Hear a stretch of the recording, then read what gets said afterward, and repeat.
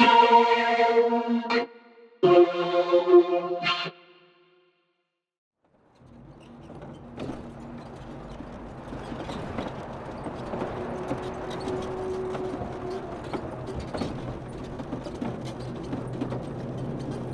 the gloom, the courtyard appears to be of considerable size, and several dark ways lead from it under great round arches. The caleche comes to a halt. The gypsy driver jumps down, holding out his hand to assist you to alight. You cannot help but notice his prodigious strength. His hand is like a steel vise that could crush yours if he so wished. He takes your personal belongings from the carriage and places them on the ground beside you. You are standing in front of a great door, clearly ancient and studded with large, blunt-headed iron nails, set within a projecting doorway of carved stone, although the carvings have been much worn by time and the weather.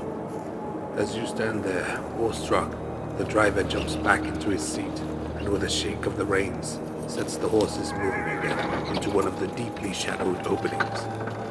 You can see no sign of a bell or a knocker upon the door, so you simply stand there in the courtyard in silence, not knowing what else to do. You doubt your voice could penetrate these frowning walls even if you were to announce your arrival. As you stand there, you realize that this is the same place Mr. Renfield visited before you, an expedition from which he returned a broken man.